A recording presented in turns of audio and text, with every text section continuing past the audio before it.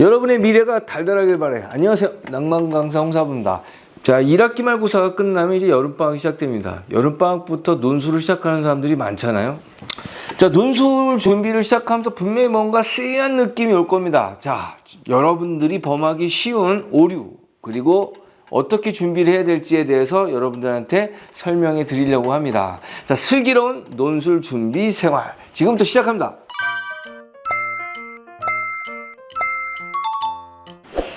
자, 일단 논술을 준비하면서 범할 수 있는 오류를 겪지 않으려면 어떤 것들을 해야 될 것이냐. 가장 중요한 것은 논술을 준비하는 목표가 뭔지를 반드시 알아야 됩니다.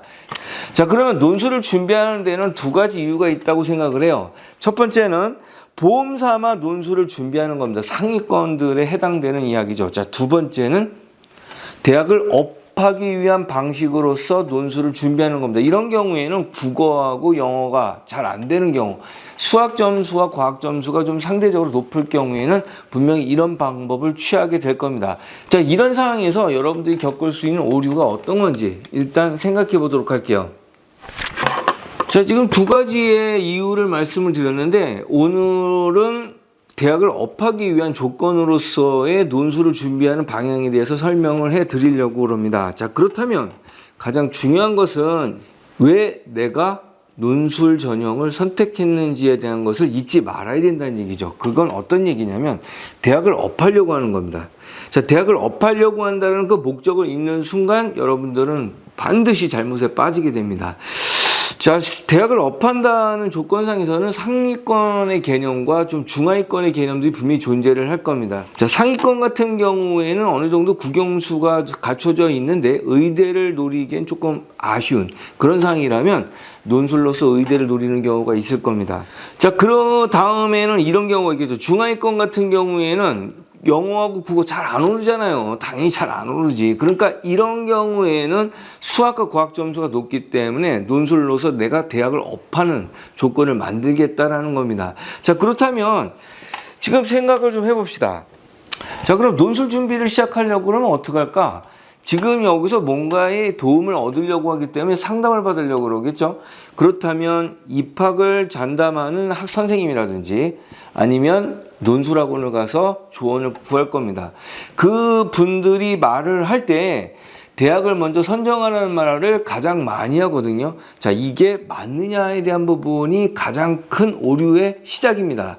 자, 그러면 이 부분에 대해서 한번 짚고 넘어가도록 할게요. 자, 그렇다면 그 상담 선생님과 논술학원에서 이야기하는 것이 목표 대학을 미리 정하라는 그런 주문을 하게 되죠. 자, 근데 여기에는 두 가지 조건이 있습니다. 자, 첫 번째는 yes, 두 번째는 no.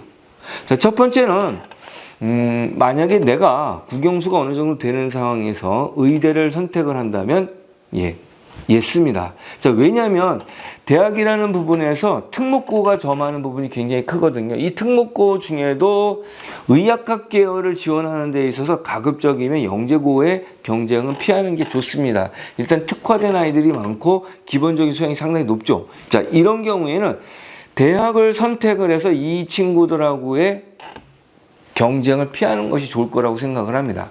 자, 이때 가장 중요한 것은 최저가 들어가느냐 안 들어가느냐. 최저가 들어가는 의대, 카톨릭 의대가 상위권에 있죠. 자, 이럴 경우에는 그 두 가지 어떤 전형을 생각을 하면서 특목고의 경쟁을 피할 수 있다면 피하면서 일반 고등학교와의 경쟁을 유도하는 것이 나올 수 있습니다. 그러니까 자, 의대를 선택하는 경우에는 목표 대학을 설정하는 것이 중요하다. 저는 예스라고 생각을 합니다. 의대가 아니라면 목표 대학을 먼저 설정하는 게 옳을까? 노입니다. 왜냐하면 잊지 말아야 돼요. 여러분들은 대학을 업하는 게 목표잖아요. 그런데 목표 대학을 설정한다는 것은 어떤 것일까?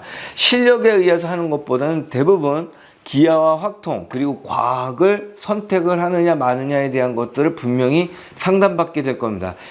자, 지금 이런 상황에서 기하와 확통을 안 했어? 그럼 기하와 확통이 들어가지 않는 대학을 선택을 해야지. 자, 이런 것이 옳을 거냐라는 부분이에요. 만약에 수능 이후라면 그럴 수 있겠지만 지금 수능 전이고 아직까지 준비할 수 있는 기간이 있고 수능을 대비하면서 어느 정도의 시간을 선택을 하면서 그걸 준비할 수 있는 기간입니다. 이렇게 된다면 내가 굳이 올라갈 수 있는 대학의 상한선을 정할 필요가 있느냐? 참 그건 병신 같은 일이다 라고 이야기해 드리고 싶어요.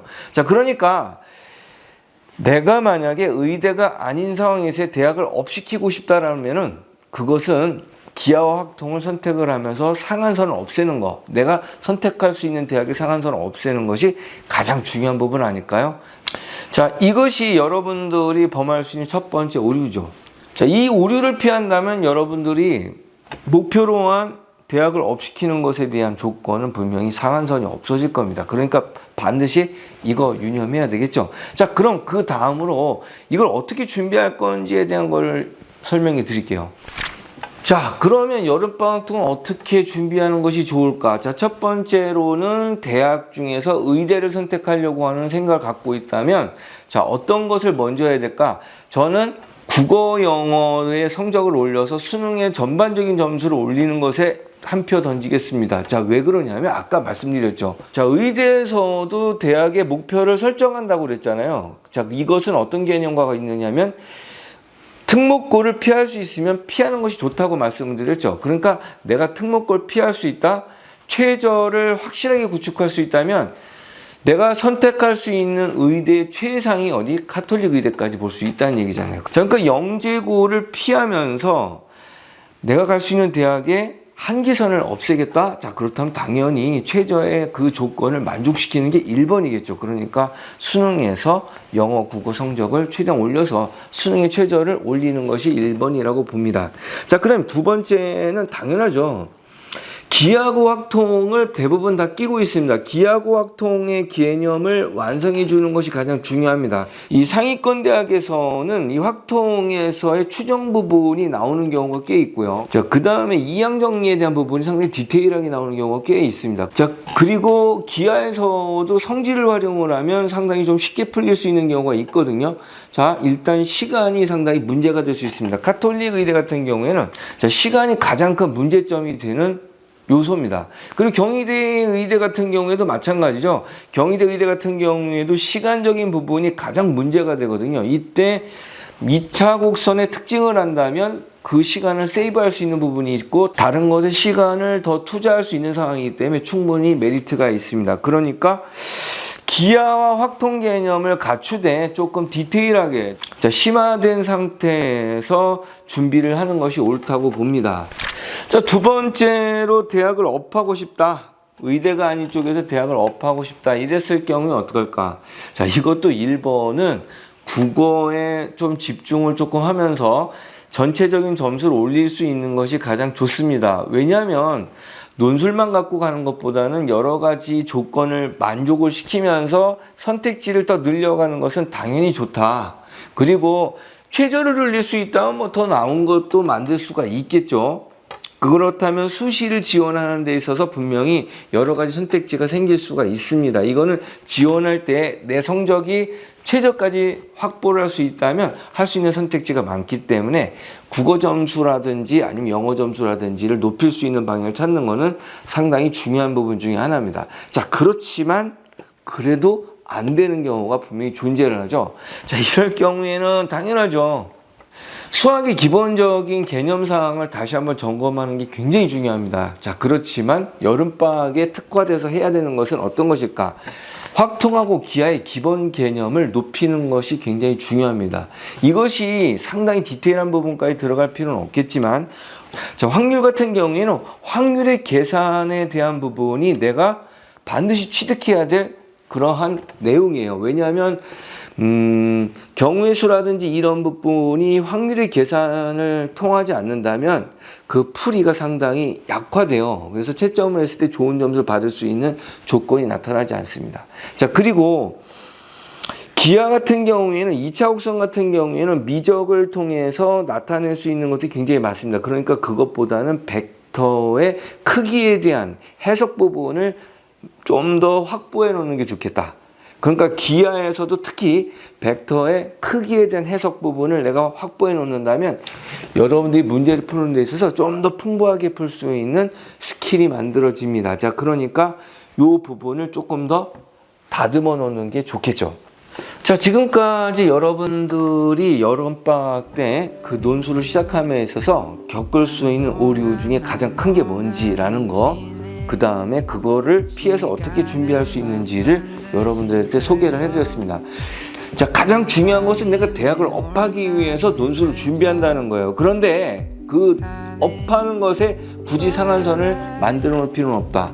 상한선이 없는 대학의 업, 이게 가장 중요한 거 아니겠습니까? 자, 홍사부는 여러분들의 미래가 정말 달달했으면 좋겠습니다. 자, 지금까지 낭만 강사 홍사부였습니다. 세상이 환하게 보여